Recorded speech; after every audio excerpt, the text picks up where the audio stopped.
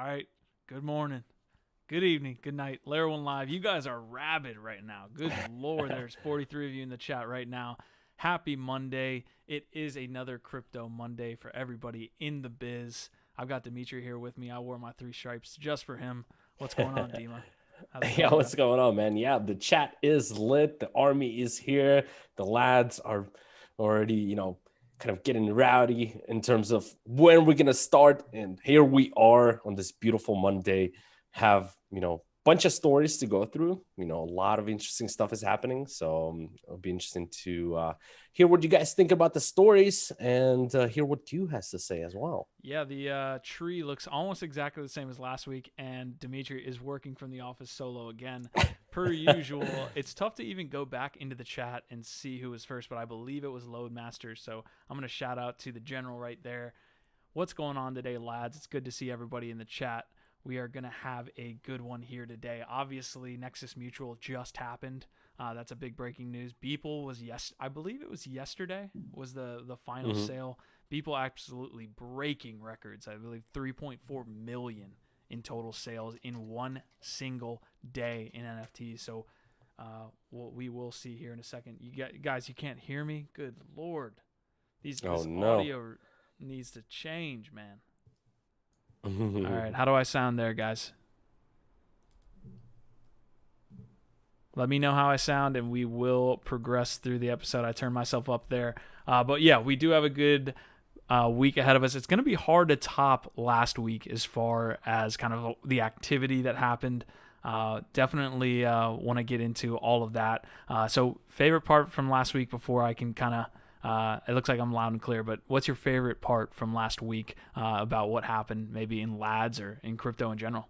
Yeah. I mean, there's so many things happening. I think in general, overall, like on a weekly basis, we see a little bit of a slowdown in news, right? We see kind of things are progressing towards the holidays. So I think maybe the news will slow down, but we did have a lot of influx in terms of institutional news, right? So we do have a lot of institutions that are coming into the game, which is exciting. We've been kind of seeing that on a weekly basis, and we'll talk about that a little bit more once we jump into the headlines. But yeah, man, I mean, like in terms of lads, like we had a fantastic week, right? Obviously. So we had lads radio, we had an auction, we had like all these cool stuff happening, and it's awesome to see all the lads participating. I don't know how many do we have in lads radio. Is like I'm pretty sure we had 90 in Lads Radio. So Jesus. Buff's been absolutely killing Lads Radio. Guys, we're doing a Lads Radio directly after this.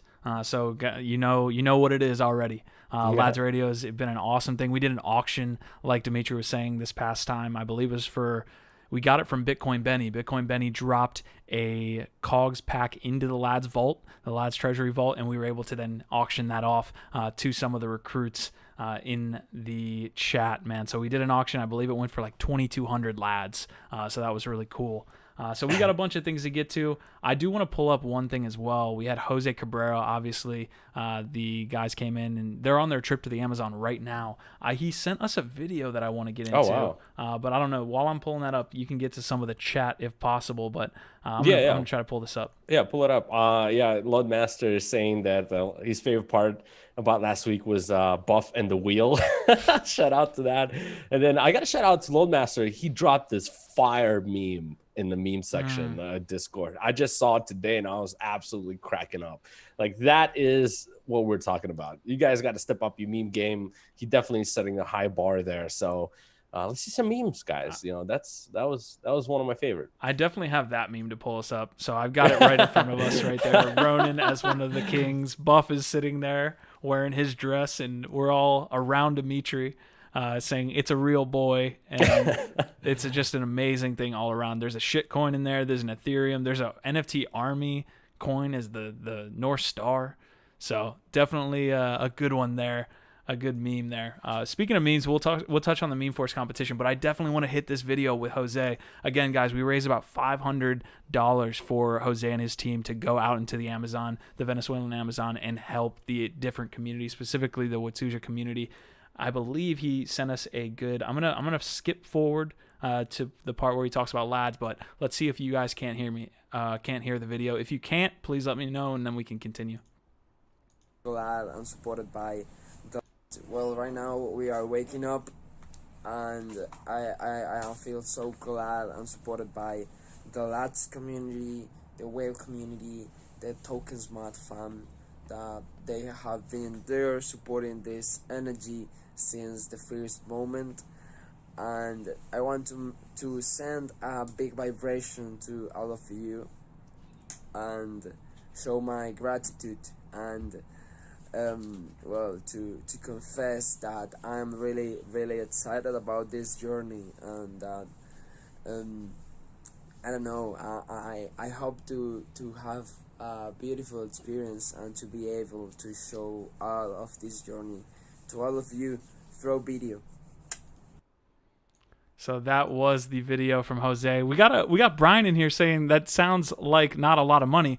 Well, in Venezuela, $500 can definitely go a long way, and it was a little bit last minute. This was the first time we actually did a donation and fundraiser for a group like that. So it's amazing to make a real change in the world. We appreciate everyone that was able to attend and got involved in that fundraising event. But really cool stuff from Jose there. Hopefully we can get more from that group, and we can continue on in doing good work, man.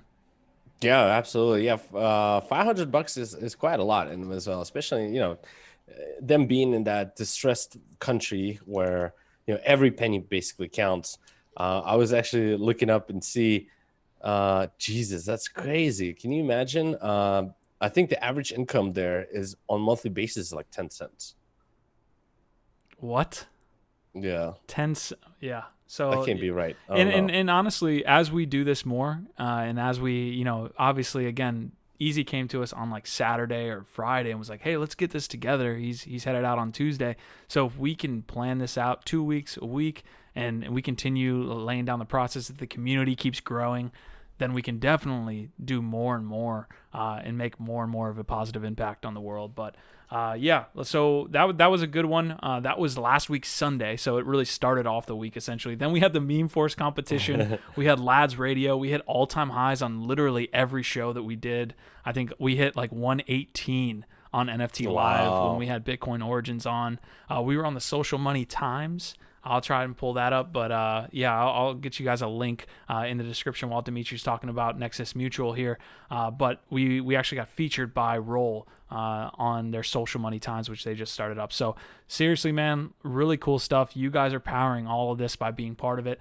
We're only kind of the conduit there to make things happen, right? If we can grow the community and it continues to scale and do all the things, we can do even more things like we did with Jose, like we're doing with Roll. It's going to be amazing, man. It's just going to be some big-ass flywheel where we're all kind of contributing positively to this. So, again, LADZ Radio after the show. I've got a couple things. Lad of the Week is going to... Do we have a lot of the week? I'm not even sure we have. I'm going to shout out Foxy Yoga here because Buff was loving all the support there from Foxy Yoga. I also wanted to give a shout out to Buff's cousin who came into LADZ Radio for the first time. Not a crypto user, got set up with the Roll wallet by Llama, and she's loving LADZ Radio right now and LADZ City in general. Alpha of the week's going to be Bullseye. Shout out Bullseye. I'll get you your tip here after the episode. He dropped some NFT alpha in the NFT Live district that we have. Stats from this past week.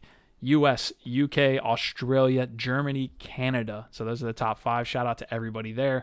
IoTex, Axie, and the Bad Crypto Podcast are going to be the top 3 episodes. And then this week, as far as the schedule goes, it's going to be Layer1Live. We're doing that right now.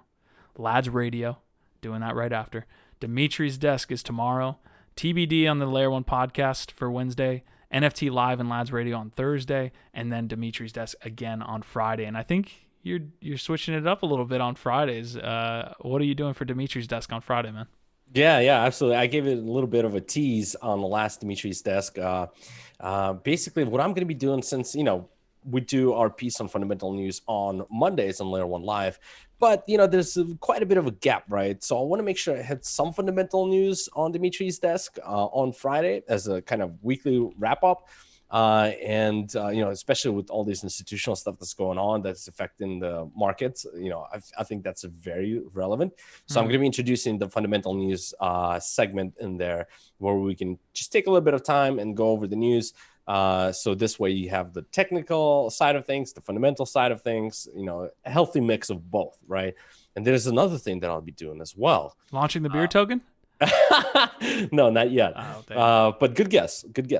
So another thing I'm going to be doing, since we're going into holidays and I'll be traveling, I might not be doing Dimitri's desk for like a week, but don't worry, I will have specific content that I'm going to pre-record, which is going to be more of educational stuff for traders. So I've heard some of the lads, some of the new people that are watching me, they might not understand kind of the basics, right? Like candles, like some just indicators, just basic stuff about trading. And I really, want to help them out and have that information for them. So I'm going to be putting together the kind of an archive of these videos that I will be releasing to you guys, so you can enjoy and get a little bit educated on the trading side of things. And then next time when you show up on Dimitri's desk, you'll be like, that's what he's talking about, right? I remember him, talking about it in the archive. So, even though might not be live during that week, during the holidays, there will be content.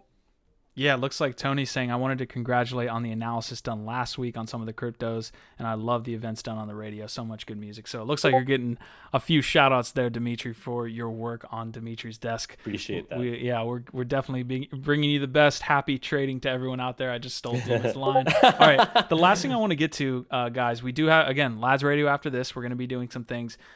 Two things that we're doing today. One is we're actually unveiling 2 ranks in LADZ City. 2 ranks in LADZ City. You guys will see 2 new ranks. We're going to essentially be introducing a rank between Nomad and Recruit. And then we're going to be introducing a new role at that 5,000 LADZ mark. So we know a ton of guys have those 1,000 LADZ. They've been a great I guess supporter, as you would say. So at that 5,000 mark, do you want to kind of go through the rankings here? We'll have that initiate right when you come in, those new guys. We'll have the Nomad from 1 LAD, and then at 500 now, that will be the Recruit ranking. 1,000 will be the Guardian ranking, and then Nobles will be the 5,000 ranking. And you're going to be getting a lot of different things that we'll break out in a blog article here today to get you guys the new utility and ranking system. But a lot of it has to do with the access you get to the community. A lot of it gets you the extra NFT rewards. So a lot of our rewards will now go to the Noble and Guardian ranks, whereas the Recruit and the Nomads, you guys need to work your way up in the community to get those drops. A lot of things like the Layer 1 reports are going to be something as well that we're going to be kind of going through that will only be available to higher and higher ranks of LADZ. So definitely some cool stuff. We introduced those 2 new ranks, Guardian and Nobles. Recruit will now become the 500 level mark. So if you're already at 1,000, you should be a Guardian. You'll be okay. And then that next rank is going to be the 5,000. So We'll be running a lot of cool stuff for those Nobles, but go ahead. Yeah, absolutely. So, we would want to think of ways to make this very engaging, right? And obviously the LADZ that you guys are in today, right? This is how you utilize them, right? This is the whole point, right? So you stick around with us for to watch our streams, our content. We reward you with this token that gives you a rank, respect in the community, and you can essentially access these channels. Like, for example, the Layer 1 research that we've been dropping. I still have I believe 1 or 2 reports to drop. I know it's free right now. You guys all can see it. Just I want to make sure that you guys can see the format, the quality of it. But after the new role is created on Discord, that essentially channel will be locked under for somebody who's noble who can see it. And what we're doing, and you guys saw this already in main chat, I dropped the form for people to request research that you want, right? So this is the whole point. It's kind of like the Layer 1 research on demand, right? So if you guys want specific research on a project or so on, right, you can submit that form. We can have our guys put the research together and we can have that delivered. We had already a couple guys that DM'd me asking me for specific research. I think Polkadot was something that was interesting. But we do have our guys that put this together. They're on the front lines. They look for trending things, right? Also, so if you guys don't have anything requested that you're not sure about, don't worry. They are in the front lines. They are actually, picking up the projects that are hot, right? So, for example, we dropped the report on XDAI. XDAI was, popping off, right? Matic has been very interesting, right, too. So all these things that we're putting out, right, those are the things that are very relevant in the market. And for those new people that, right, might not necessarily know what certain projects do, well, this is a great way to get educated, right?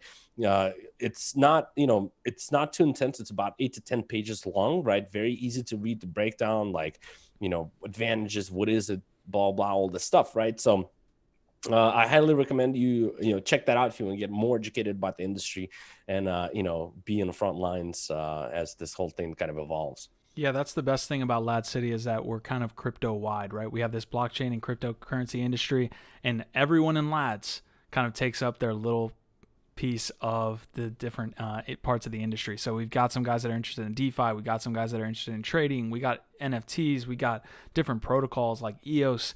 That, the ability to bring that all back into LADZ City and have those discussions is definitely one of the main factors. So you should see some construction going on as well in LADZ City. We've got a new category, a new area, a new district, if you will, that's going to pop up that I'm going to kind of take up and see if people are interested in, along with Alex Conway. So that's going to be a fun time. The last thing, guys, before we get to the piece of news here, we do have that meme force competition still running. Easy and Crypto is still running this competition the rest of the week.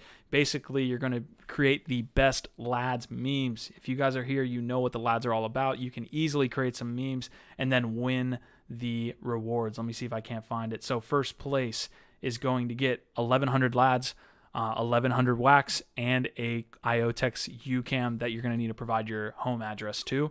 Second place is going to have 800 LADZ, 800 wax, and a UCAM. Third place, 600 and 600. And then 4th through 10th place are going to get a variety of 100 LADZ and 100 wax. So we set these rewards pools up. We want people to take part. We want to retweet what you guys are putting out there, but definitely get on that, create some really fire memes for the community. Other than that, I think we're good. We got LADZ Radio again after the show, guys, so definitely tune in. We're going to be doing some auctions as well for some NFTs there, maybe some NFT drops, we'll see. And then, again, meme force competition, going to be fire. So without further ado, what are we? Let's see. We made it below 20, so that's not bad. It's not bad. Yeah. So here comes the rest of the show, guys. We're going to get into the cryptocurrency and blockchain news for the week. We're going to start off with Dimitri here. Dimitri, what's going on this week, man? Yeah, man. So breaking news, obviously we've seen this probably on Twitter, Nexus Mutual, right? So the founder personal's wallet, right, got exploited or hacked.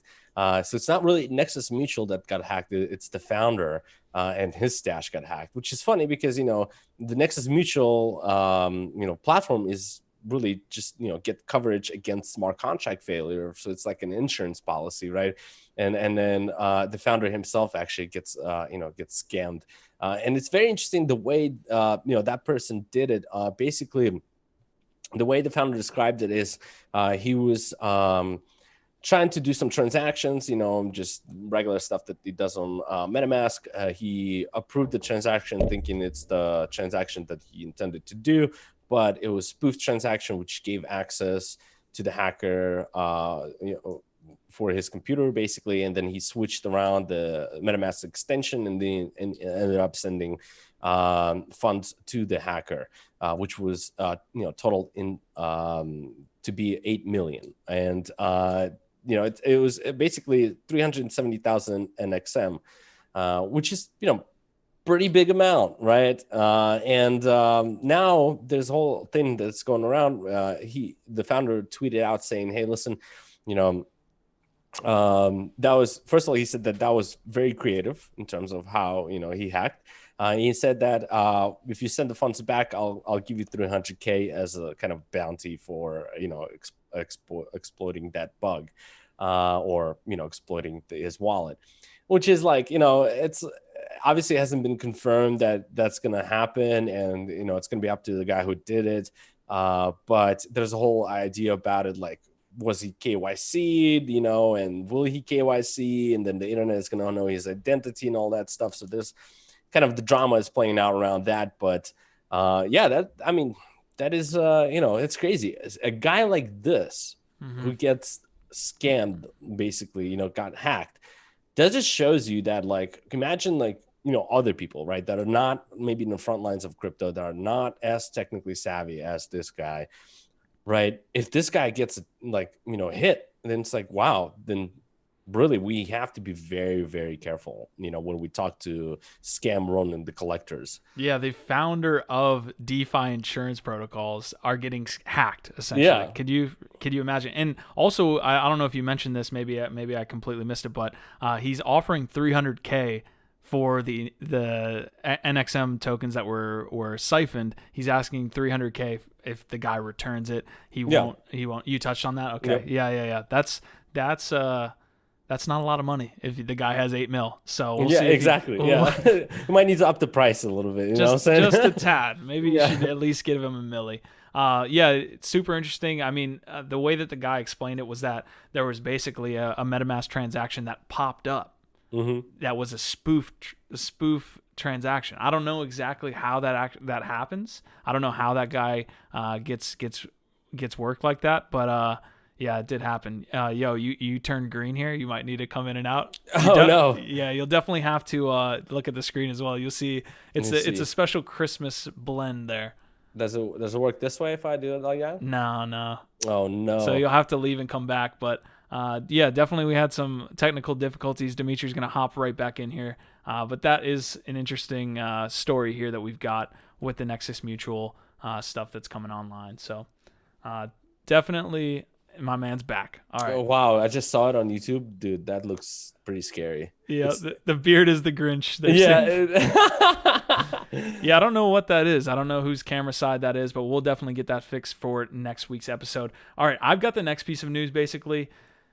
Beeple's going to absolutely blow the top off of NFTs again. We had that meme collab that happened, or we had that meme kind of situation at the end of DeFi summer. I believe that was in like October, maybe a little bit before, maybe in September, where we saw that big NFT craze happen with meme. Beeple absolutely is blowing up, man. So basically what we have here is a bunch of these different art pieces, and I can slow it down. You can see the different ones that are being sold. I can go through this as well. So each art piece that you see here was sold individually in its own auction. Okay, so you see all these different art pieces, really cool stuff. Beeple, I don't really have his back history, but basically a lot of cool artwork. Essentially, he's been creating art for 13 years, every day straight, Dima.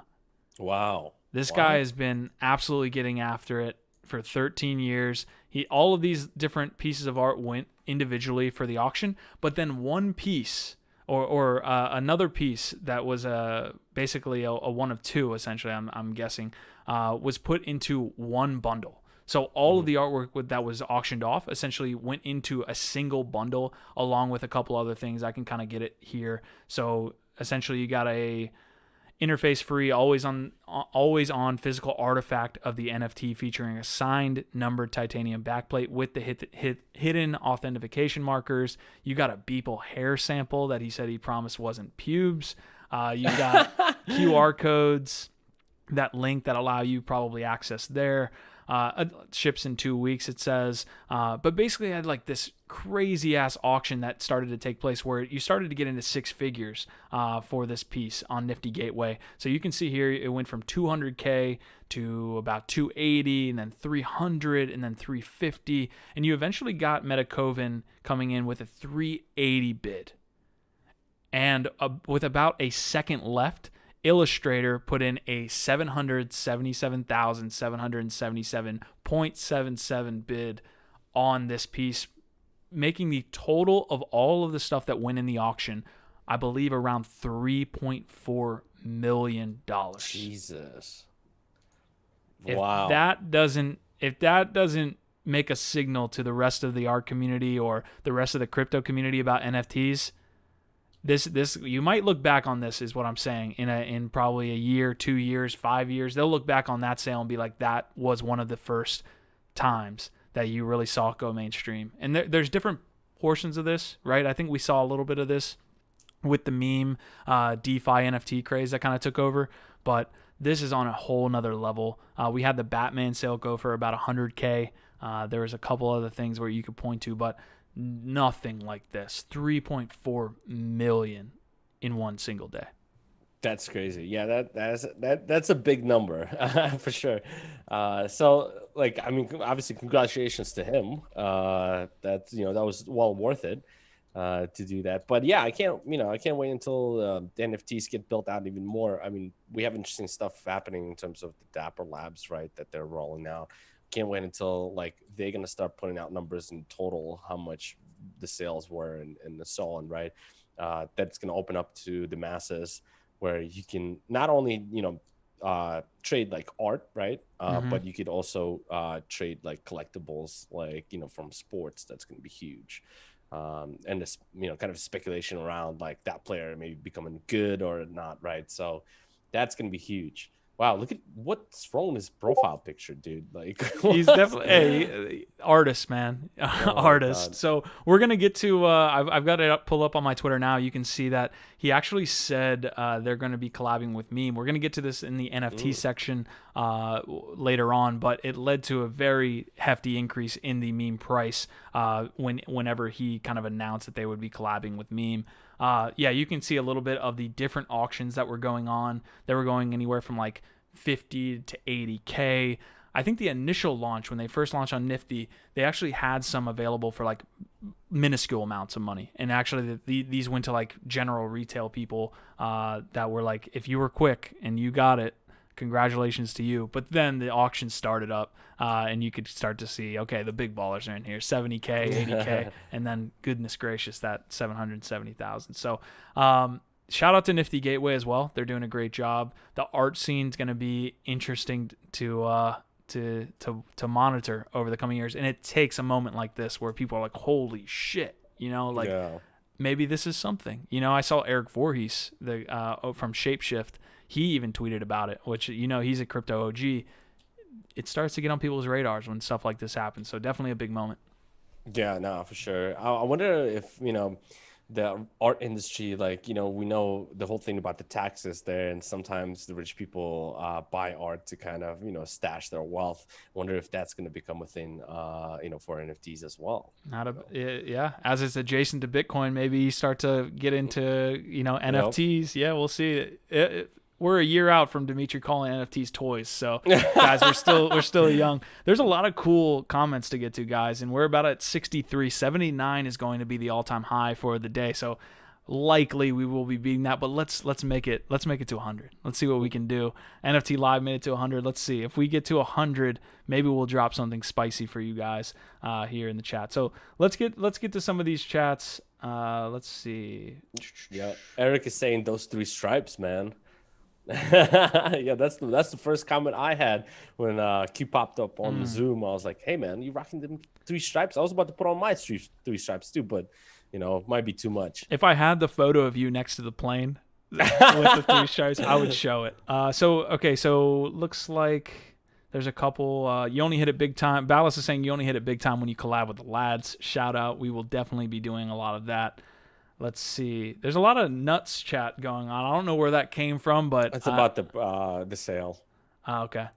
And it looks like Midhoon saying your beard looks awesome. So yeah, definitely. There was another question about the amount. I can try to find the actual amount that in the actual bundle, how many of those art pieces were in there. I'll try to find that while Dimitri hits the next piece of the story as we move into quick news here. But unless you see any other comments, we can head on over there.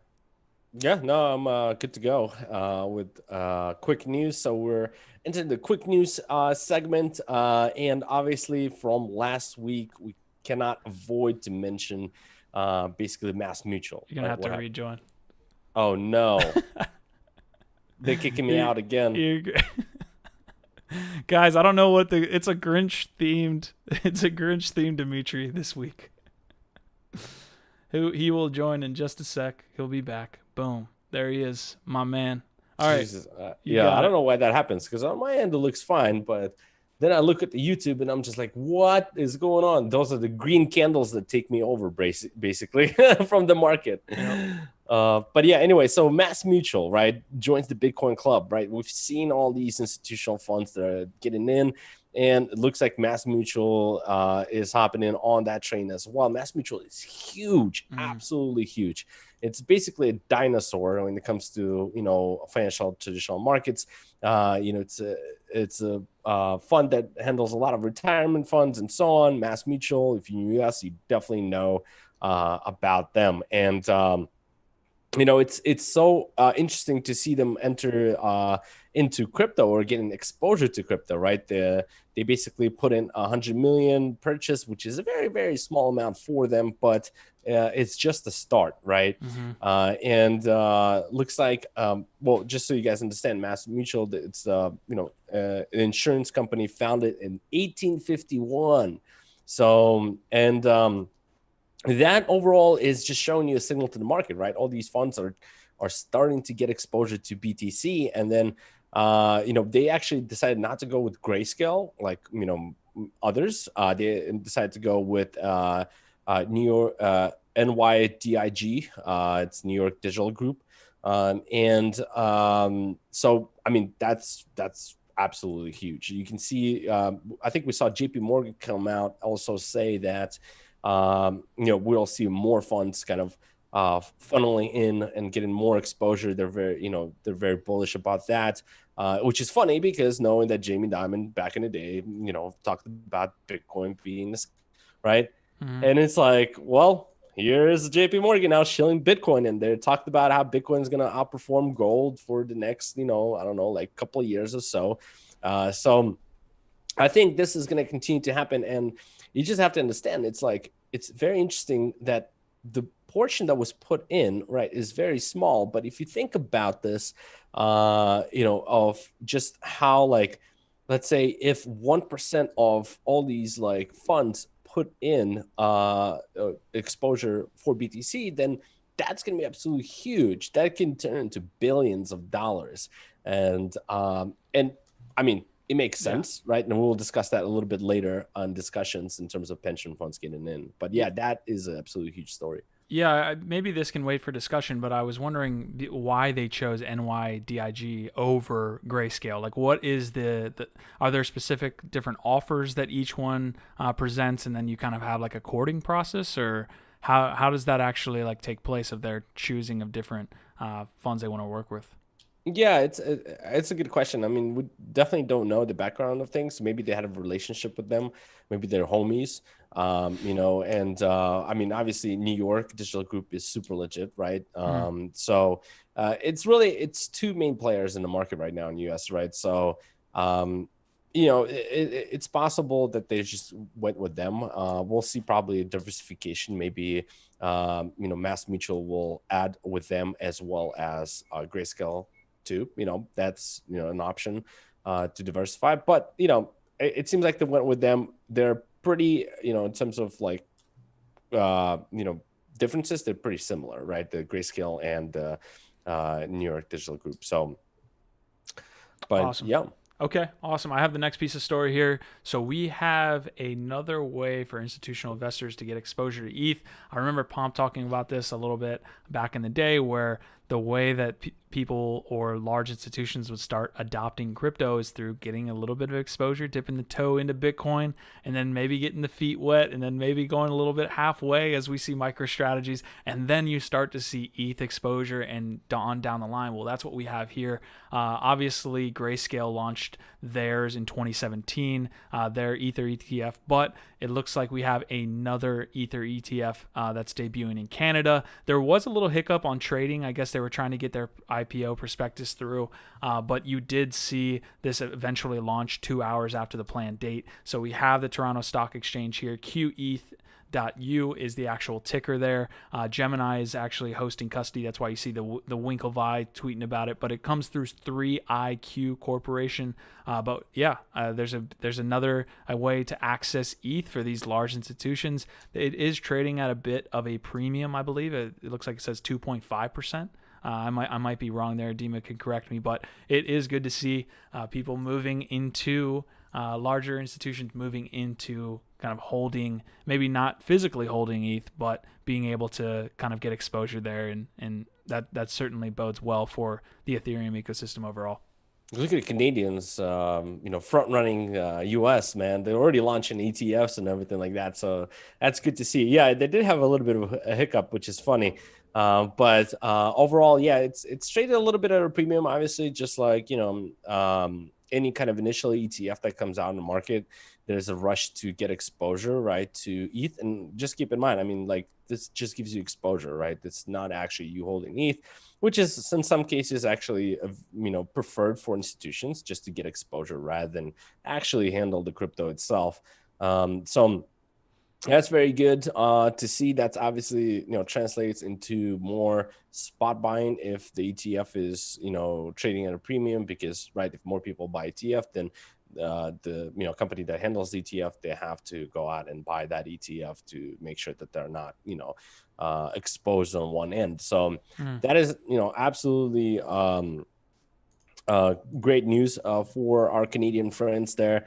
In terms of launching the ETF. When you said QETF, I was like, wow, did you launch an ETF, bro? Like, what's going on here? You guys want some exposure to me a little bit? Yeah, exactly. It's getting a little NSFW here with me and Dimitri and in the chat, guys. Come on, I don't want to put any of you in timeout there. So definitely getting a little crazy in the chat. But go ahead, you got the Bitcoin balance. Yeah, absolutely. And also, try to keep everything in English in chat. I see a lot of foreign languages there, so just keep the chat in English. That'll be perfect, so everybody can kind of interact there and talk in one language. So cool. All right, let's keep on rolling. So the next thing that I have here, which is really quick, I just wanted to cover. We'll always talk about the wallets and kind of how much Bitcoin is on exchanges, right?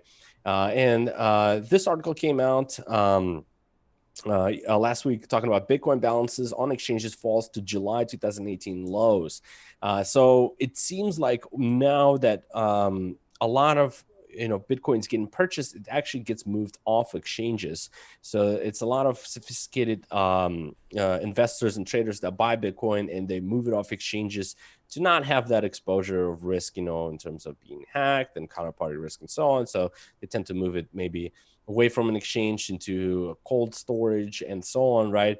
And that's absolutely what you want to see, right? Because the alternative of it, or the opposite of it, is basically if Bitcoin gets sent to exchanges, then everybody's kind of anticipating that dump, right? Everybody's anticipating that those players will be offloading into the market, maybe reshuffling their portfolio and so on. But if they get pushed into cold storage, into wallets off exchanges, that kind of gives you the confidence of the market in terms of, these people staying in for the longer term and they're looking to put it away for some time.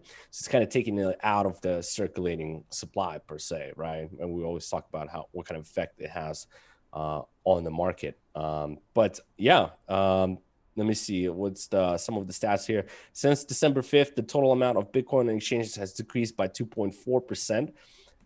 And let me see overall. 20% decline during the. Let me see. From February, there was a 21% decline during that this period that basically Bitcoin left exchanges into other wallets and cold storage and so on. So overall, yeah, those are very good signals as far as the market goes. 100%, man. Great story here. It's definitely good to see all the things that are happening on the back end other than just the Bitcoin price itself. I want to get to some comments here. Foxy Yogo is appreciating our shout out there. We have Orlando in the house, so aloha to him. Jonathan, GB's in the house. Danny Dan is in the house saying sup lads. So and let's see, Can Wolf. We got a lot of awesome lads in the house.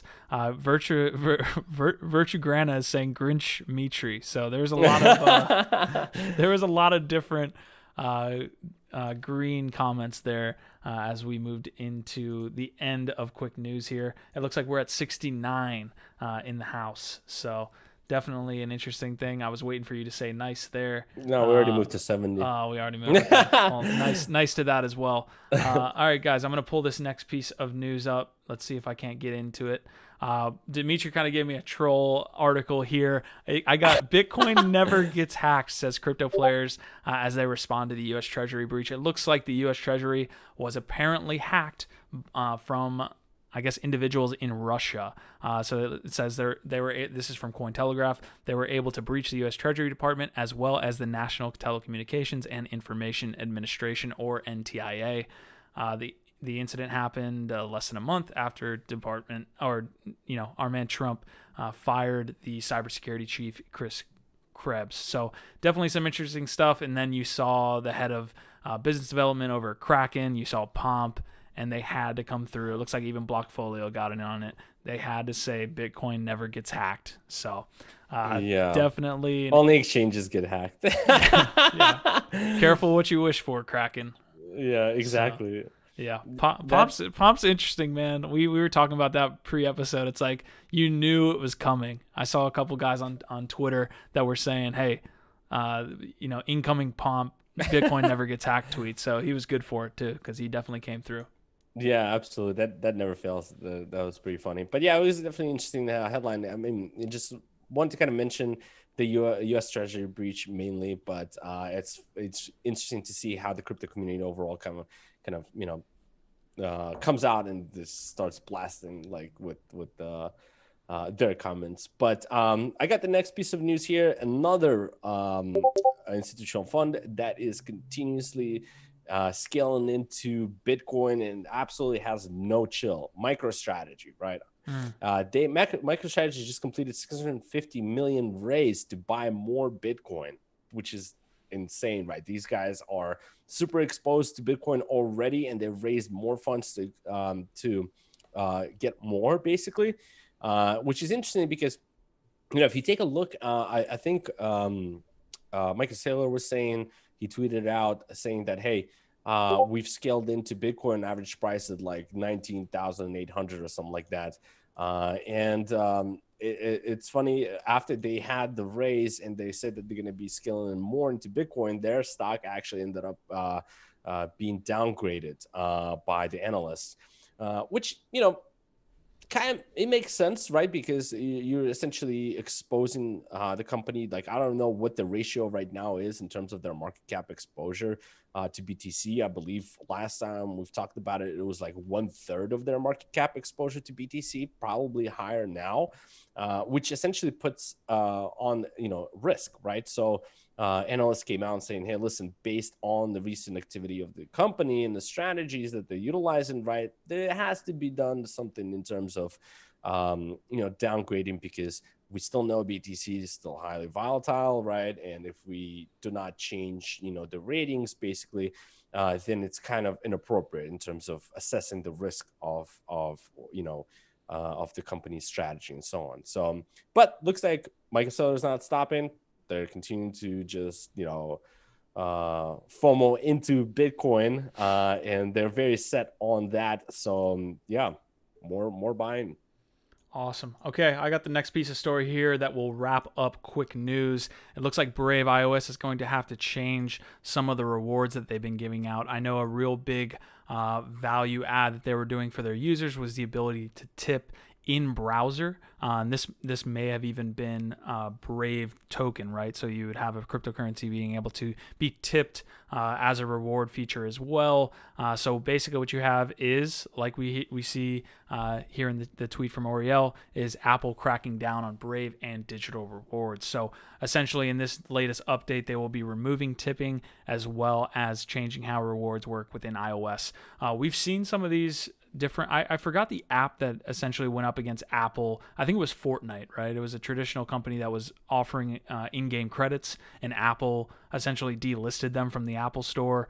So we've seen Apple go after a bunch of these kind of platforms that offer their own currency, whether it be in-game currency that's closed loop, or what you see I think that the main function is that when it has some form of being able to go outside the ecosystem of within the app, that's where Apple kind of steps in and says, hey, what's going on here? This isn't just money in and you have essentially community points. It's being able to be unbundled there, and that's where they step in. So unfortunate for Brave. We'll see where they go from here. It looks like we have an explanation here from Brave as well. Apple's guideline 3.11 prevents apps from allowing users to give or tip a person, company, or service unless what is given is purchased via an Apple in-app purchase.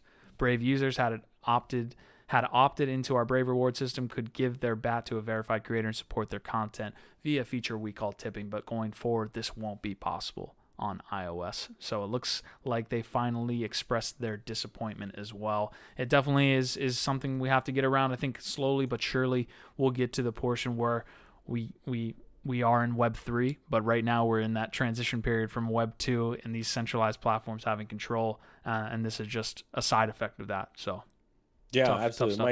Mike is saying they just want their fees, and that's what I think as well.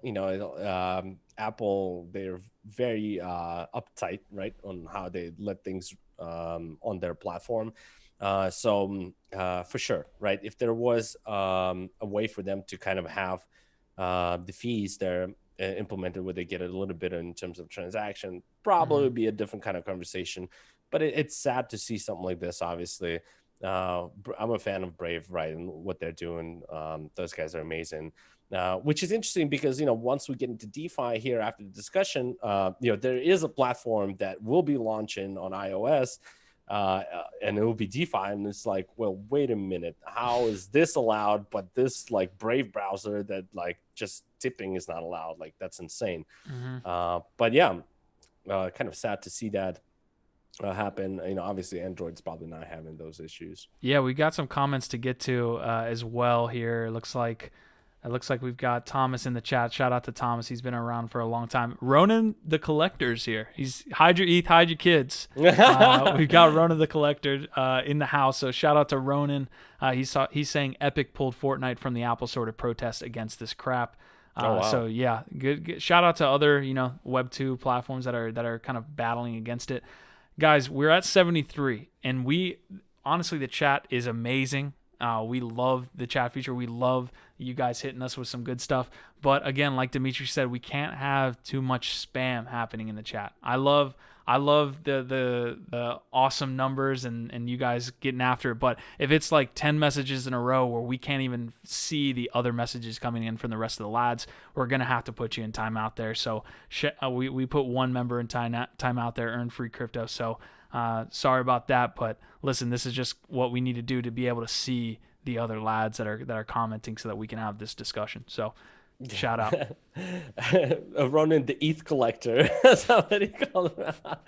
That's funny. Yeah, that's it's crazy that I'm glad to see some of the protests that are happening, with the action that happened against Brave. But there was also a comment that I wanted to address in terms of how much BTC is MicroStrategy buying. So you have to put in perspective also that you have Grayscale that's buying up a lot of BTC as well. And if you take a look at the stats, they on November they bought way more than the BTC was minted basically by the miners. So that just shows you the scope of things in terms of what is the buying pressure, right, for these institutions. And that's another thing that's interesting is that that's why you see them kind of trickling in slowly, because they honestly cannot just get into the market because of where it is right now, right? If these big funds try to get in with their billions of dollars, like, can you imagine like what their execution price would be? You would just see this big green candle, and and it would be insane. So yeah, Sempath is asking BTC boom or blast. So I don't think he's giving you much of an option there. We got only one way. Again, this is not financial advice. Nothing on Layer 1 is financial advice, but we appreciate all of the comments. It looks like Rustin's asking a Dimitri's Desk question. Again, not financial advice. BTC all-time high this week. What do you think, Adima? Well, I don't know. I might turn green here soon. That might be the signal. But yeah, I mean, it's hard to to decide that timing. We'll see. You know, we'll hop into Dimitri's desk tomorrow. We can break that down a little bit more. But really, depends on the 20K break, right? If 20K breaks, then there's going to be quite a bit of FOMO because it's going to go through that upper side of price discovery. But until then, I think here's what's happening. And I told you guys that since institutions are trying to get in, they don't want to push the price above, a certain level, because once it gets to above all-time high, the retail starts happening and gets into this crazy, volatile momentum. So I think a lot of funds are trying to scale in a little bit here without disrupting the market.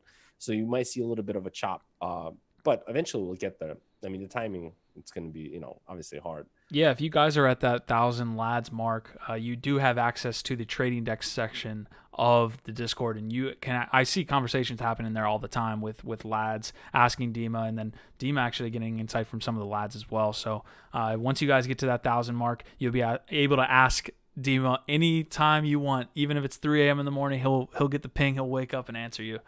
Desk on demand. Yeah, there it is. Yep. Desk on demand. I love that. Guys, we are getting into discussion here. We do have one piece of news, but if you guys have anything you're doing this week in crypto, or you think any portion of a story should be discussed here in this specific discussion section, please kind of point it out to us, because we do only have one today that Dimitri will get to. Otherwise, again, I don't want to encourage people to not chat. You guys, we love when you guys are hitting the chat super hard, but we just have to find a balance. So don't feel like we're clamping down on you guys. Feel free to chat as much as you want, but there is a balance. So otherwise, we'll get into this discussion piece and let us know what you want us to discuss from this past week as we get close to the all-time high mark here. Yeah, absolutely. So let's hop into it. So the topic that I wanted to kind of discuss here is basically just around the institutions getting into Bitcoin, right? And there's a piece that came out from Decrypt, basically talks about how 600 billion could move into Bitcoin. JP Morgan strategist says that, which is kind of like that idea of, hey, listen, if you take all these insurance funds and companies and pension funds right around the world, in US and UK, Japan, and you have them allocate 1%, right? Just 1% of their portfolio, and that would actually add up to 600 billion in terms of Bitcoin exposure in total, right? Now, we have to think about this because 600 billion, right? That's a pretty big number considering the fact that the market cap for Bitcoin is 355 billion, right? So that's like, how do you get into that, right? And again, it comes back to that whole point where it's like the funds really cannot get in just yet because the market cap itself is not big enough. So they're slowly going to be adding exposure. And, they specifically talked about the Massachusetts, I can't pronounce that word. Mutual life insurance companies set an example recently by buying 100 million worth of Bitcoin. That's what we covered earlier. And I think, the rest of them will continue to kind of follow that with just tipping their toes into Bitcoin. But, I think the whole thing that these pension funds are realizing is that the fact that they're kind of stuck right now, right? So they do have obviously people that are, retiring and so on, right? And they have their retirement funds with these companies, right? And, the performance of those hasn't been really that good, and they've been overly exposed on the stocks because they can't be exposed to bonds because bonds are like trash now.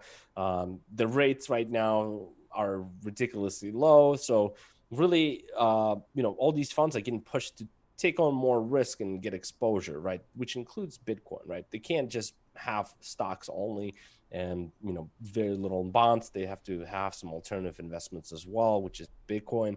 So I think it's the market conditions that are actually pushing this, right? So the things that are going on with the global slowdown, with the stimulus that's coming out from different places, like in Europe, they just announced this bond stimulus that's ridiculous because their bonds are absolutely destroyed. Europe in general, European Union has kind of a structural flaw in their financial system because of the different fiscal and monetary policies that they have between the countries, right?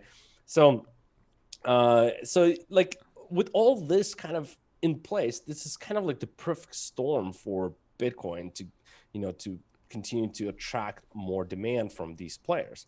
But the question is like, what do you think of like, let's say, your family, right? Or my family or your guys' family in chat, like, would they like start, would they be okay to, let's say, hold their retirement funds and have a little bit of exposure to Bitcoin, or have the company that, let's say, your 401k or whatever, right, allocate a little small portion towards Bitcoin alongside other investments, right? And that's like something that's kind of tricky, right? Because still seems like people like don't understand. Yeah, they don't understand this. Where's Bitcoin stuff? Buy gold.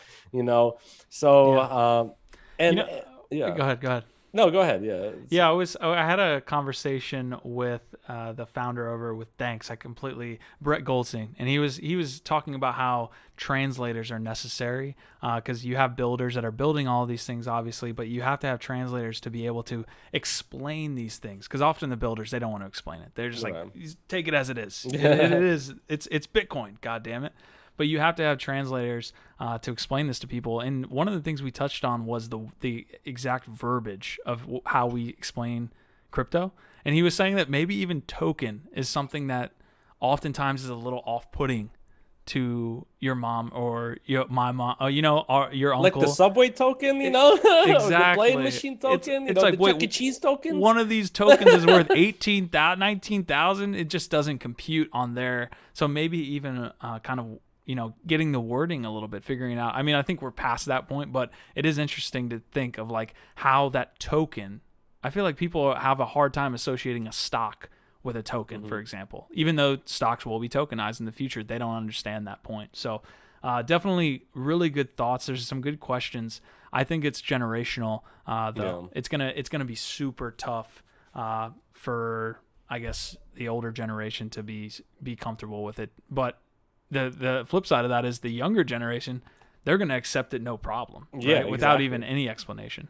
Yeah, and like it's just the fundamental structure of it, right? It's just the scarcity of it, right? That there's just going to be, X amount existent, and the infrastructure behind it, right? Where everything else, in the world, like the fiat, like gold, and all these things, right? They're very volatile, and they're not really as scarce. There's not a scarce amount of it that's fixed.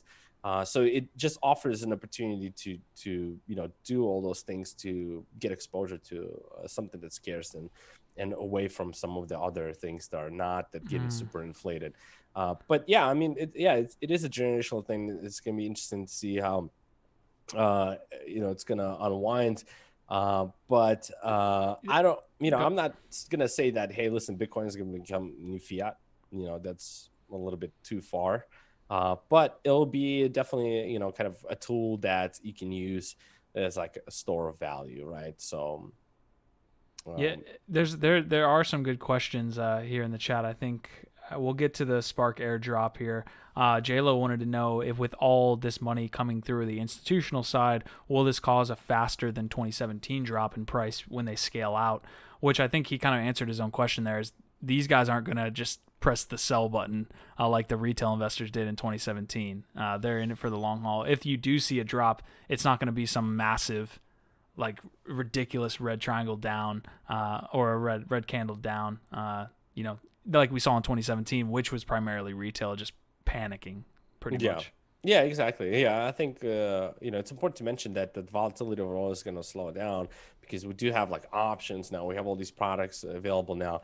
And now that we have institutional investors, and we will still have volatility when like retail is going to get in above 20K and going to start buying Bitcoin, and Bitcoin will go through volatility. Let's say, it'll pop, and then we'll have like a 15% down day, because it's going to shake out the weekends of retail, which is normal. But institutional guys, they're fine. They can hold that drawdown, right? They can hold that drawdown and be disciplined.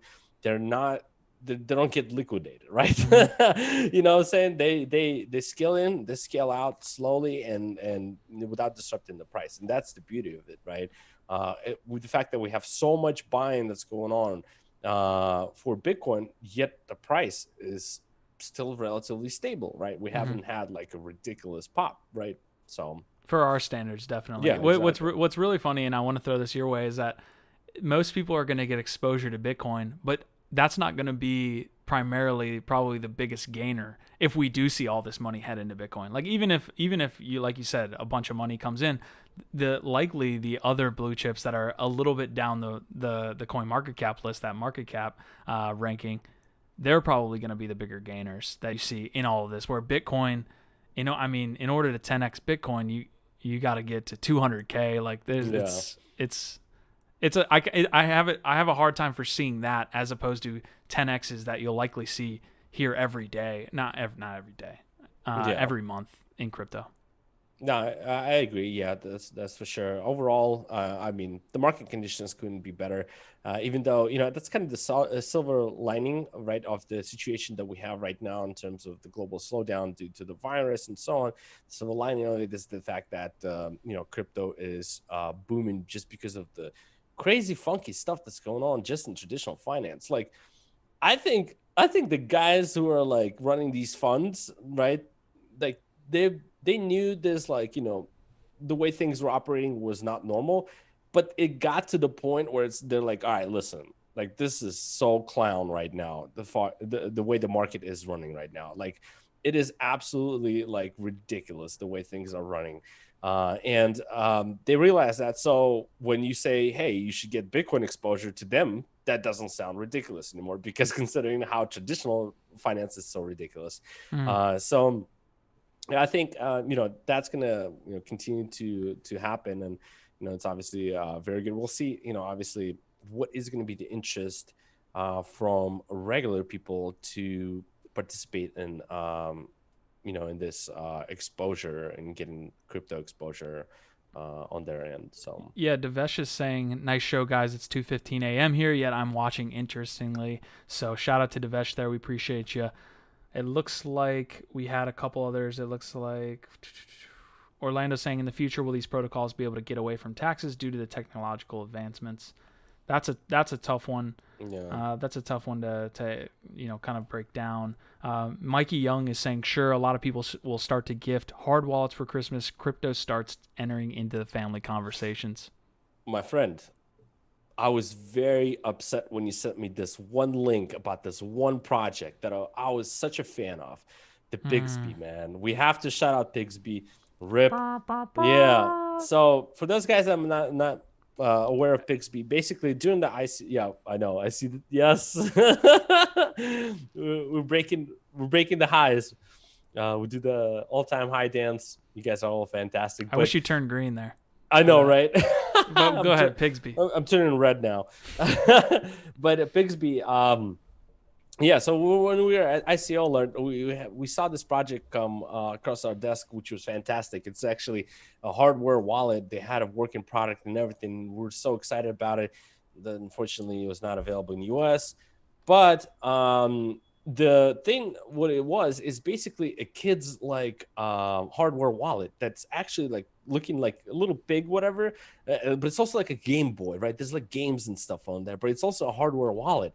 And then you can do like you can like send money to that wallet, right, as like kind of daily spending, or like just a piggy bank, right? It's essentially and the kid could earn by playing. Yeah, a kid could earn by playing or doing chores or something like that, right? It was a fantastic idea. The product itself looked super good. And it's like now they're announcing they're shutting down. Like, yeah, it's tough. It was a tough product to market and not run up against regulations, right? You had kids. Like I foresee like a full factory of kids playing Pigsby to earn the Pigsby token. Like it was a tough thing to market, I feel like, and not run up against regulation. That's at least that's my opinion.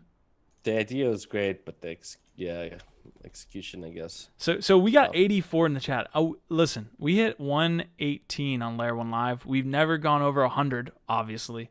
But it would be amazing for Layer1Live to hit 100, guys. Get the word out there. Let's hit 100. Drop it to whoever needs to be dropped. But shout out again. We hit all-time highs. Every week we're hitting all-time highs. Shout out to the team. Shout out to the lads.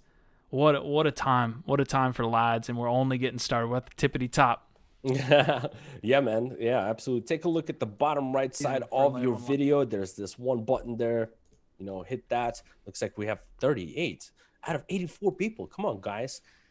And it Hit looks us like with some likes. Yeah, that's true. Hit the like button, guys. We appreciate it. It really helps out the video as well and helps get the word out. The bigger we grow, the bigger everybody grows. And it looks like Crypto Pickles in the house under the new pseudonym Block Crafters. He's saying I'm here. I just dropped the Layer1Live earning rewards link, so that will be gone in 0.5 seconds, and we will move on, guys. Great discussion pieces. Let me see. The other point that I was trying to make with Mikey is Mikey Young talking about kind of adoption and how it happens. And I think you touched on it there. And I'm an NFT guy, right? Mm-hmm. Like NFT guy, I really enjoy them. So I'm a little bit biased, but Jiho from Axie Infinity was talking about NFTs being the adoption layer for crypto. Yeah. And that's something I kind of believe in, because what you have is people getting into crypto art, getting into games, and all of these games being loosely associated with something called MetaMask, something called Ethereum. And then they're like, oh, I can earn this. So let me get in here. And they kind of start meddling with things. And I really think that games that, that things like games, things like art, things like that are involved with NFTs, I think those can be an adoption layer for crypto. And I think most people will earn their first crypto and not buy it. If we get to mass adoption, you'll earn your first crypto, not buy it. And that's going to be primarily from NFT games and all those different things. Yeah, absolutely. I think that whole thing is huge, going back to like even World of Warcraft, right? When you had these economies created where you had, basically, I guess Asian farmers that were selling, gold or items to US players, right? That maybe didn't have time to farm and so on, right? Like that whole economy is huge. I think it was the founder of Kraken who came up on that first. You facilitated that whole thing. That and the Block One guys, Brendan and Brock Pierce and all those guys. Yep. Yeah, that is huge. And yeah, I think that's going to be fantastic when we see that adoption there in NFT markets in terms of games and that economy switching to like the crypto side more. Yeah. So. 100%, man. Looks like the chat is absolutely blowing up. I want to give a shout out to all you guys out there, man. You guys are absolutely killing it. Everyone's super excited about the all-time high. We hit 85. We had some link claimers come in, and then we are sitting at around 71 right now. So, guys, again, we've never hit 100. If we do hit 100, we might do something cool on LADZ Radio. We'll see. I'm not going to spill any beans, but I would love to hit 100 here on Layer1Live. That would be amazing. Get everyone started. I guess we're through the discussion piece here. We appreciate all that. Let me get one more comment in here. He said, yeah, the crypto layer for these games needs to be pretty invisible to be most successful, like people play Blankos and not realize it's crypto related. Yep, exactly. You hit the nail on the head. I think we're definitely seeing a lot of that. It's an awesome time to be in crypto right now. So it's an awesome time to be a lad as well. Yeah. Absolutely. Ken Wolf saying he's multitasking. He's actually playing WoW right now. Wow. I think they did have some new release there. So I think that game consumes you. So got to be careful. Shadowlands, I think, is out right now. So yeah. Consume is probably the right word to use. But anyway, all right. Let's hop into DeFi. Okay, so, let's do it. Yeah, not much here. But we do have some news in terms of compound finance. So that's the biggest one, I think, that we see around DeFi right now.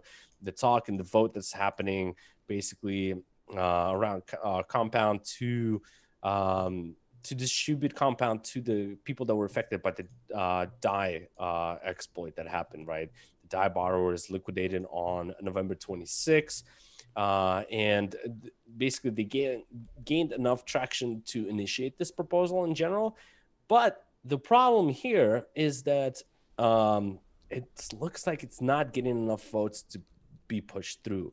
And it's interesting that mainly it's the whales, right, that are voting against it, which is, we always talk about the governance token and all that stuff, right? And, give the power to the people, right, and all that.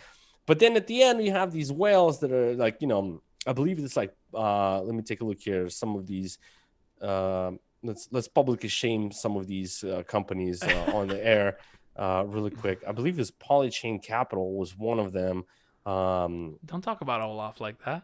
You know, it's like they were voting against it, and you know, yeah, Polychain Capital, which has almost 50% of the entire vote, and Dharma, you know, what is the explanation behind them voting against it?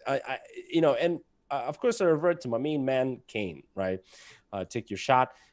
He came out on Twitter. He actually said he voted yes, but he did provide his you know, perspective, right? And the whole thing about it is that, yeah, people need to realize that there is a risk, right, when you get involved in this, right? And you have to measure the risk of the counterparty risk, the exploit risk, and all those things they need to consider. And I think a lot of market participants, they don't understand that there's risk involved like that, and therefore, you know, they pay the price basically. So it's really between kind of like, all right, do we teach them a lesson, right, to the market participants, and just let it be because it's really the market conditions, right? It's nothing that was, you know, it was a scam. It was basically an exploit, and something that was found by a trader, and it was exploited to, you know, to make money.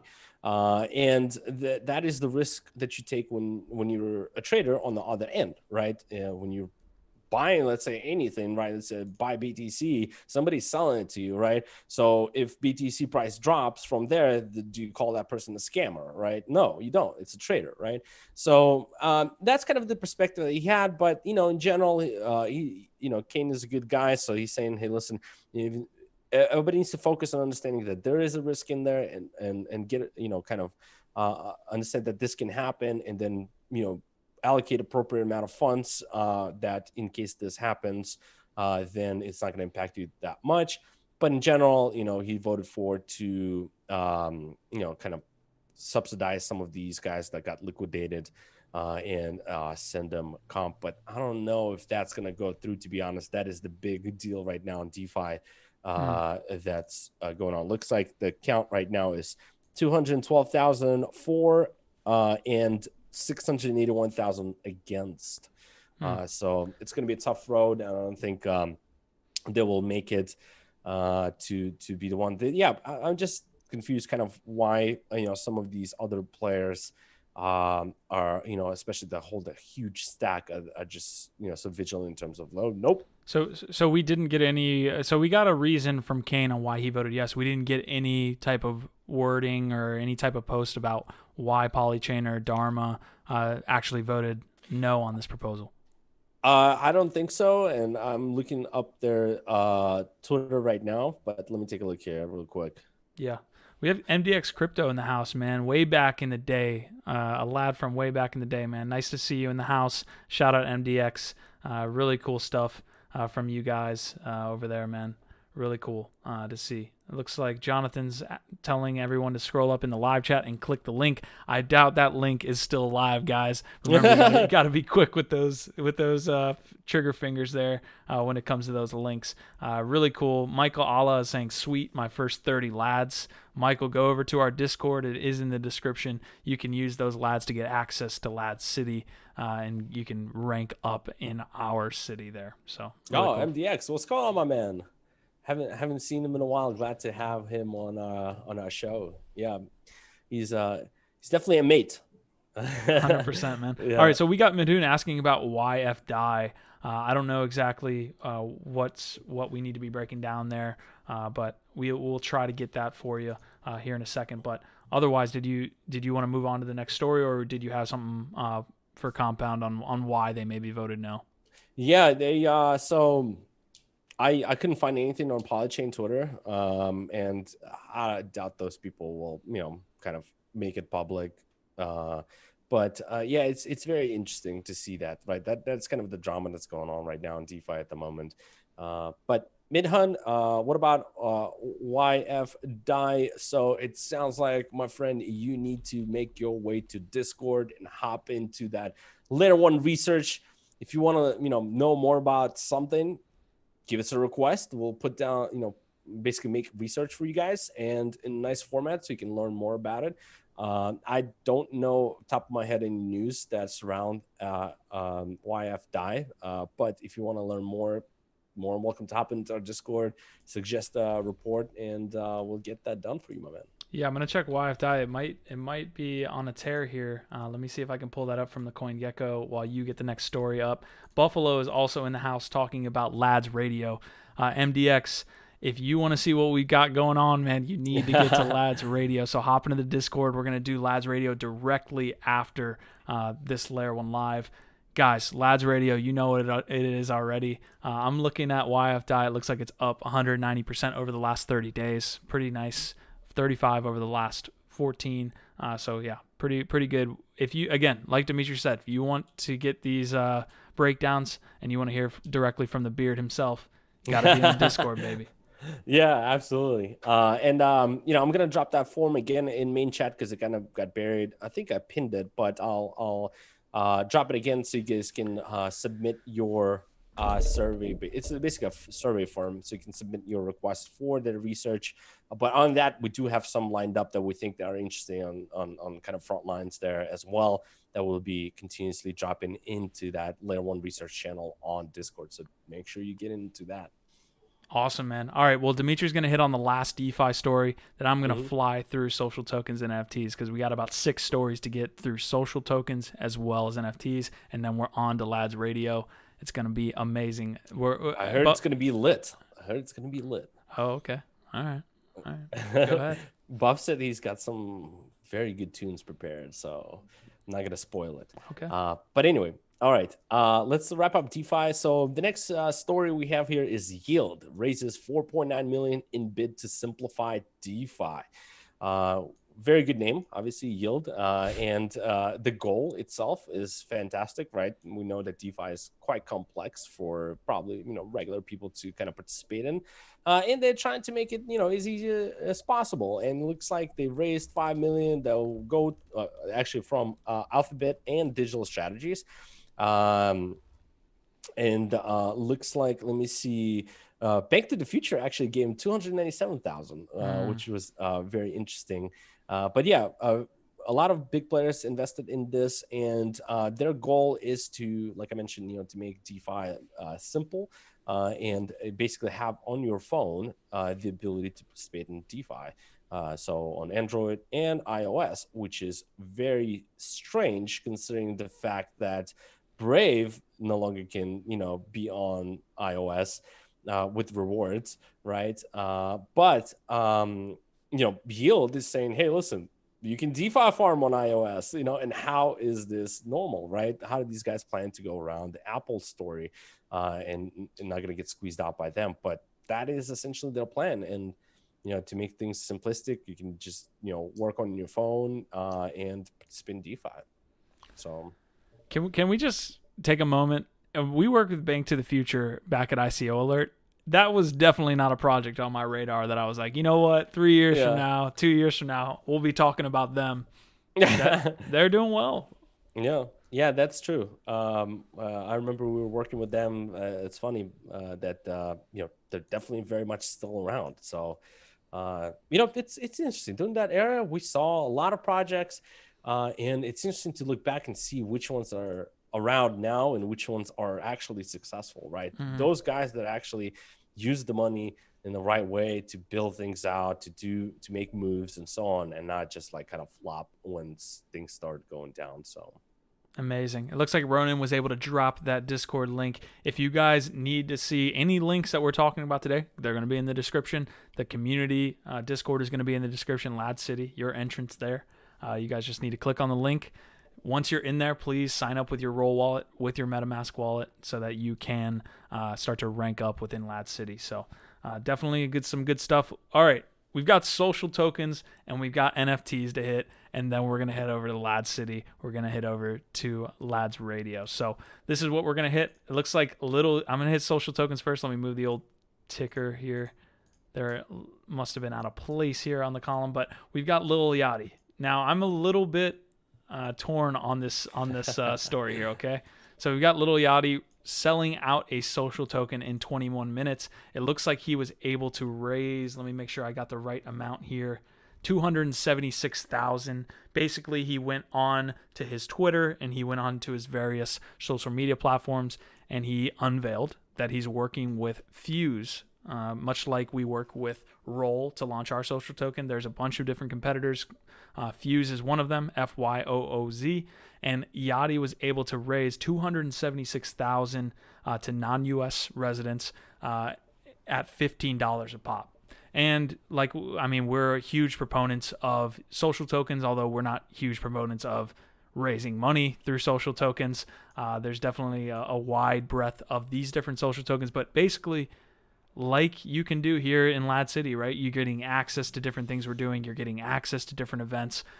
Lil Yachty's, it looks like Lil Yachty's fan base and community is going to be able to, get access to different exclusive works that he's doing, events, online events specifically. So definitely a lot of cool things. There was something about his mom. It says right here, owning Yachty gives fans exclusive access to the Grammy-nominated artists, including surprise boxes prepared by his mom. So I don't know what that is, but it looks like obviously exclusive access to the artist himself is going to be gained through this raise. So again, not a super big fan of actually raising money through your social tokens, but if he did it to non-US residents and now they get access, really cool stuff from Yachty there. But definitely on the fence about that one.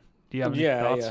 Yeah. As long as they're not gonna do like the Firefest 2.0 with it, might be good. It might be okay. But yeah, it is interesting, right? We see more of kind of celebrities and so on like doing different things now with crypto. So everybody's gonna have their own style. It's true. Right after this story popped, obviously people took it on Twitter. It was a big story to make CoinDesk. And people that are uninformed made their own opinions about it. So I really had, even one guy I had to actually respond to because he was like, man, this is why social tokens are terrible. They're super predatory. There's no risk of I guess there's no risk on the other side of that for the person raising, right? There's just it's a super Wild West situation, but only really if you're getting into the idea of raising, which definitely brings some negative connotations from some people. They see it as the next ICO, right? Yeah. So definitely interesting stuff. I've got the next one. Our man Whaleshark. So this was on the thumbnail. This is a pretty big story. Elite token itself actually has had a pretty big run up, but Whaleshark launched his store, his website, if you will, for what he's branding as the first esports brand that's tokenized, right? So you've got a lookbook here of all the different pieces that are kind of coming with this launch. His website's really cool. He's actually got a crypto voxels built so that you can go in and virtually see the different types of brands that he's got. It's an interesting little store that he's got. But basically what you're going to be able to do with Elite is get different access to the store. You get a percentage back. So you can do different things. As Whaleshark has been known to innovate, we want to give a quick shout out to the Whaleshark community and now the Elite community or the Elite community as they launch this esports apparel brand. It'll be interesting to see, man. But obviously, as we talked about earlier in the episode, gamers inherently kind of understand crypto. So moving into that esports brand along with having the token, we'll see how it works out for him. Whaleshark's had some success. So yeah, absolutely. Yeah, that one is going to be interesting to watch for sure. Awesome, man. All right, so the last piece of news as we get through, if there's any type of comments while I'm getting through this, definitely hit them up while I kind of go through these. It looks like we had Ruben Brahmanathan. So Ruben actually has, and I probably butchered that name, but Ruben actually has his own social token. And the interesting part about Ruben is that he is a former lawyer at Coinbase, or was a former lawyer that was, obviously working with Coinbase. And he put out these social and community token kind of thoughts, if you will. Obviously, it's not any type of advice when it comes to official advice. Obviously, he lays that out, but he's talking about social and community tokens and the regulation behind them. So anybody that's looking to start a community token or understand the regulation around it, as it is a nascent industry, definitely check out the link in the description below. Like he says, nothing in this post should be taken as legal advice, but it's interesting, man. He lays out the 5 different categories that one should look to rank high in, and then 3 different pathways that a community should go down. So really cool stuff. It was great to have that insight from Ruben. Really cool stuff. I can't speak enough about what he's doing, kind of pushing regulation forward with social tokens, at least getting the word out there, right?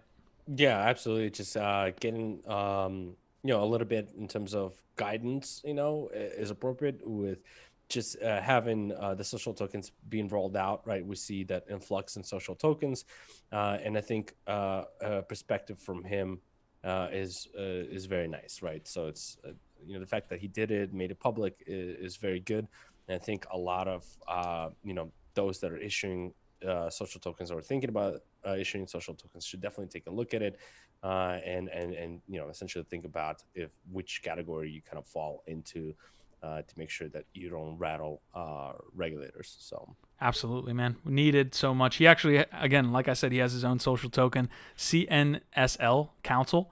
You can actually buy that on Uniswap and use it to get an hour of his time for a consultation. So really cool stuff. We got some good comments. Do we have any that you want to touch? I think Village Cooking was saying, apart from insurance and art collectibles, what else an NFT can be used for?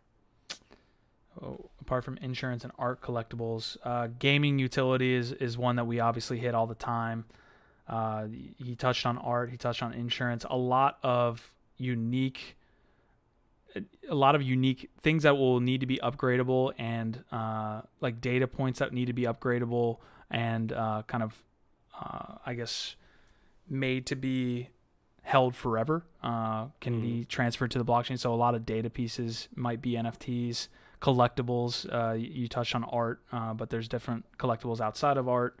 What other things? You kind of put me on the spot there, but yeah, eventually a lot of the contracts that you see a middleman for, hopefully you can have a unique NFT, right? Because that's the idea of it. It has the ability to be unique as opposed to other currencies and other tokens that one can be exchanged for another, where my house deed cannot be exchangeable with your house deed. They're unique. Oh, like a car title. Car title's another one. Yeah. Mm-hmm.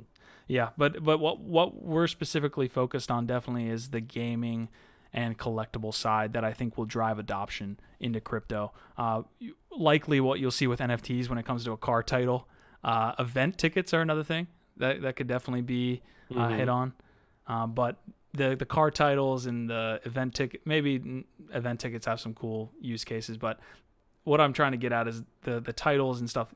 You won't know that's a non-fungible token. It'll just be exactly. It'll just be like, okay, this is it, but it'll have the features of a non-fungible token. Right. Let's see. Ronan saying Firefest lol. Let's see, what else do we got? We have some LEET talk. Loadmaster's asking if the Whale LEET is a social token. That's an interesting discussion piece that I think we won't get to today because we're gonna wrap up here in the next 10 minutes. But social token is a very wide, right? Yeah. It's a very wide breadth. Like you could even say meme is a social token. Wi-Fi could be a social token, right? It was like it's a very broad kind of like use there from the terminology standpoint. So definitely, like I would say LEET is definitely a social token, but it's a very wide net when it comes to that. Right. Yep. All right. So we're going to move into NFTs here. So this was a pretty big piece of news if you were a meme holder. Looks like, and this is 100% what they should have done from the beginning. But meme is now looking to collab, and Beeple actually tweeted this out initially, but it looks like meme will be collabing with Beeple in 2021 Q1. And this saw a huge jump in the price of meme token. I'll see what it is at now and pull it up on the screen. But basically what you have here is a good model for meme in that they'll take, it looks like we're at 325. So you saw a huge kind of run from about, 150, 160 to about 300. I think it hit like 400 at one point. But the idea here is like, meme should 100% be looking to collab with any artist that does successfully on NiftyGateway. There's the model. Take it and run with it. It's the only thing you should be doing. You have an art piece that's going for $70K. 3.5 million is a whole nother stratosphere, but you have an art piece that's going for $70K. Oh, now you can only get that next artwork a week later on meme, but you need the meme token. Yeah, no, that's fantastic. I'm excited about that. Meme is coming back Yeah, they're doing some interesting stuff. For those guys that might not be familiar with meme, we did an interview with basically the founder, and he explained the story of how the meme actually became what it is now. It is super interesting. I'd highly recommend you guys, if you haven't listened to that one, check that one out. We had a lot of fun there. Yeah, that was a great interview. Jordan was talking about the guys that missed the airdrop. So there was guys that missed like a 350 meme airdrop because they filled out one form but not the other. Oh my god. I got one question I want to get to. It looks like Village was saying, thanks guys, useful answer. He said, with gaming, how can you move a sword from a sword-based game to an aircraft flying type game? I can't conceive how it can be used from one game to another. I think we had that. We asked that question to Yacht, I think, one time in terms of like, and he was the best at explaining that, right? He's so good at explaining it, like in terms of, hey, listen, you have, let's say, like a toy, a teddy bear, that you take and you put it in the car and you take it to the beach and it's there, and so on, right? So, I don't know what would be your explanation. Yeah, Yacht does a great job of explaining the difference between Web 2 and Web 3. So what we saw in Web 2 is all these kingdoms, or I think he called them fiefdoms, of applications that popped up, right? You started to see this wide vast of the internet, and then you saw Facebook, bing, bing, bing, bing, bing. But they all build vertically, right? And they all start to shield themselves off from everyone else or attempt to acquire something else like Instagram.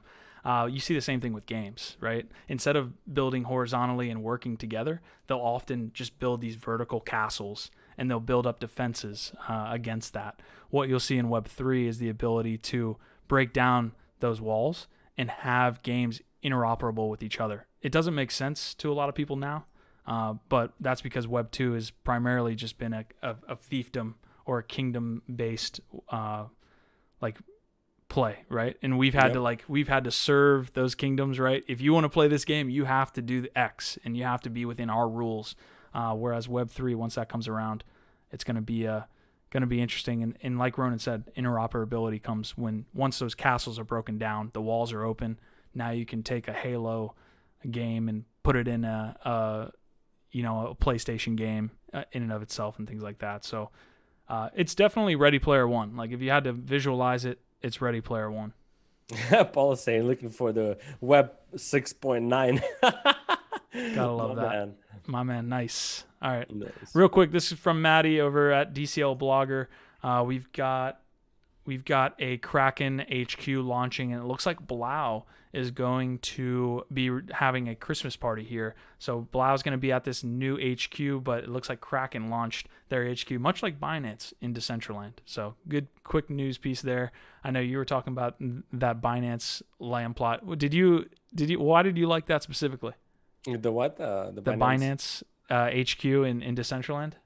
Oh yeah. No, it was fun because when we were at that meme event, it was right next to the Binance building, and it was very interesting because they had like I guess it was like you had to have a token to have access, or you could like get the Binance hoodie or a hat, but you have to have a token. So it was interesting, and it was obviously the way it was designed is pretty cool, right? They probably spent a lot of money on that, but it looked very sophisticated and like flashy, right? And pretty big too. So that was pretty cool. Looks like Kraken's jumping in on board with that as well. 100%. And the last piece of news, guys, before we get on to LADZ Radio here, we've got F1 Delta time. Obviously, we just talked about Yacht. They're doing great things. They obviously just had that huge sale that set the record, I believe, at the time before Beeple walked in the building for the NFT sale, I believe, of like $600K or something like that between everything. Looks like their other Grand Prix is set to go live on the 17th, as well as a second track sale on the 21st. So it looks like the first Grand Prix on the 17th is actually not a sale. It's actually going live itself. And then the second track sale will kick off on the 21st. So as far as Spark, I guess you can handle that tomorrow on Dimitri's desk. Yeah, my friend, come to Dimitri's desk. We can talk about that. I think, what is it? Spark, that's the fork, right? Or not fork, the airdrop. Yeah, definitely can talk about that. All right, this is what we're going to do, guys.